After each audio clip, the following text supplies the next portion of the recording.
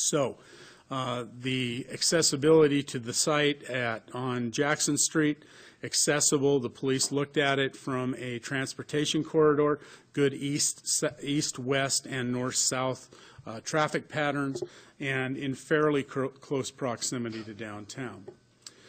We retained an architect to do preliminary studies of the location and come up with a preliminary design, a conceptual design, and we had originally estimated it based upon cost per square foot, that the cost would be approximately $5 million without the cost of the land. That cost was last estimated, and again, it's very preliminary, at $5.6 million, not counting the cost of the land. The cost of the land we estimate to be between $400,000 and $500,000. The property is currently owned by the Sanitation Fund, the City of Moscow, with sanitation funds, and at some point the general fund would have to reimburse the sanitation fund for that property. So that puts the cost somewhere around $6 to $6.1 million. Within the last couple of months, we looked at, were there any other alternatives? And it became clear to us that there is one building in very close proximity to downtown, actually located in the downtown, which might be available. That was the federal building which Gritman Medical Center purchased approximately 5 years ago, has since been utilizing as an office building, leasing space to the one longtime tenant, the U.S. Postal Service, as well as Latah County and several other smaller tenants throughout the building. We approached them and we've received a welcoming, let's sit down and talk about it, from Gritman Management and their chairman of their board and their board of directors. One of the reasons we're looking at it, as I indicated, it's very close to the core of downtown. It has good access east, west, and north, south. It's about 44,000 square feet of total space. About 11,000 square feet on the first floor is currently leased to the U.S. Postal Service. Police Department space needs are about 15,000 square feet. You'll recall that we submitted in 2015 a comprehensive facilities management plan. That plan estimated the needs for city operations not only now and assessed current facilities, but also what they would be necessary in 2033 and beyond. 15,000 square feet is about the size that you would expect that the police station would need in about 10 years. So it's allowing some amount of growth commensurate with the growth of the city and the community, which would leave, obviously, significant additional space to be utilized for other needs. One of the things that made this proposal somewhat attractive, at least pursuing it, is that Community Development Engineering are currently housed in the Paul Mann Building, which is the former job service building across the parking lot, which the city purchased in the 1990s. It's a cinder block building, concrete masonry unit, I think is the building term.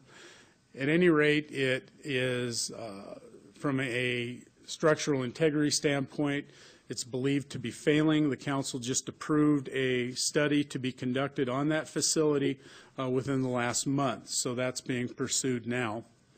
It's also, even if it was not failing structurally, it is woefully inadequate for the size of the operations within the building. Every time there is additional need for a staff member, for instance, we hired some engineering technicians within the last couple of years in order to meet our needs, and they're currently being, their office space is a desk within a desk, a counter, if you will. So every time it comes up, trying to find room in that building, we've talked about putting them in remote locations as well. Community development loses space every time the engineers add someone else, so it's just you're robbing from Peter to pay Paul.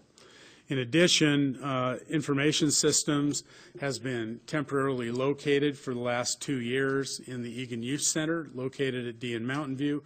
Their equipment all of their systems are located in this building. They used to be housed in this building, but again, because of the lack of space, we had 4 employees in an office less than 1/3 the size of this council chambers, probably 1/4 the size. There would be additional space for other future needs, and staff has been discussing what those potential needs could be. So one of the things that we wanted to talk about with the City Council is that the choice is pretty clear, at least from a staff perspective, that the game has changed a little bit. Do you spend $6 million or thereabouts on a single-use police facility that is 4 or 5 blocks from the downtown core, or should we at least investigate the potential for obtaining a building that not only could house the police facility, but also could meet the city's office needs over the next couple of decades? So it at least was something that we wanted to bring to the City Council and talk to you about moving forward, delaying the potential bond issue in order that that can at least be investigated. Okay, one of the things that this bond issue is going to address as well was the need for replacement of fire trucks. We have a history of purchasing fire trucks in Moscow with general obligation bond revenue. 1991, the current fleet was voted on by the community. Over 66 2/3 people voted for it. The amount that was voted for was $1 million, and that was sufficient in those days to finance 3 pumper trucks as well as half of a ladder truck. Obviously, the cost has gone up a little bit since then. The other half of the ladder truck was paid for by the University of Idaho. 2 trucks in the current fleet are beyond their planned obsolescence of 20 years. You've heard in our budget presentations that the NFPA, the National Fire Protection Association, puts a obsolescence of a truck at 20 years.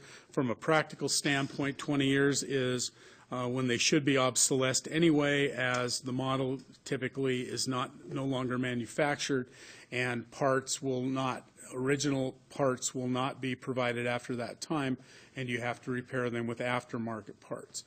2 other trucks will reach 20 years by 2021. Now, we've been working with the University of Idaho. They've again agreed to fund 1/2 of the replacement cost of the ladder truck. As you can see, the cost of a pumper truck at this point is estimated to be $540,000. So obviously, the $1 million bond from 2001 now has increased to about a $2 million bond. When you add on half of the cost, the 0.6 is half the cost of the current cost of a ladder truck from the University of Idaho. So the replacement cost of the fleet is approximately $2.6 million, $2 million which was anticipated to be addressed with the 2017 bond issue. So we've developed a proposal for the immediate purchase of 1 fire truck in order to address our most pressing need in FY 2017. That approximate cost of $540,000 would be funded by $277,000 that the council budgeted in the FY 2017 fleet fund, and with additional fund balance carryover from the 2016 operations budget. It would allow the council to authorize, and staff, if this direction is taken by the council or given by the council, we will bring that proposal to you at the next council meeting to get that truck ordered. We're working on a proposal at the mayor's direction, and much to the relief, I believe, of the fire chief. We're working on a proposal to fund fire trucks within our regular budget rather than from the proceeds of a bond issue. Whether that can be done or not, we'll test it first as we're developing the FY 2018 budget, which we are just embarking on at this point. We hope that we will have something to bring to City Council. We have a working model that we believe will meet those needs. However, we have to look at the other needs of the city as well and determine whether those numbers will work. So we'll bring that through with the FY 2018 budget. If it's determined that that's too big of a bite to chew that quickly, the council could still make the determination to include purchase of the remaining 3 or some portion, some number of those remaining 3 out of a proposed bond issue in FY 2018. But right now, staff believes we have the ability to bring a workable solution to council that would not include bond funding. So the reason we brought that up is we wanted to assure the council and the public that we are moving to address the fire truck issue as we would even if the bond were passed. It would still take a year from the time you order the truck till the time it's delivered. Thirdly is the pavement management program. We'd anticipated that as a MCA, a major challenge area, the council wanted to put additional funding toward street improvements. Again, if the bond is not pursued in FY 2017, where does that leave the streets? As Walter noted at the beginning of this meeting, we put the most money we ever have of street funding and general fund funding towards street treatments. One of those being the slurry seal, rubberized asphalt, street repair, and other pavement programs of $700,000 in FY 2017. The mayor and council have made it perfectly clear that that is to be a priority in the future, so the preparation of the 2018 budget will also bring forward, hopefully, that much or more funding.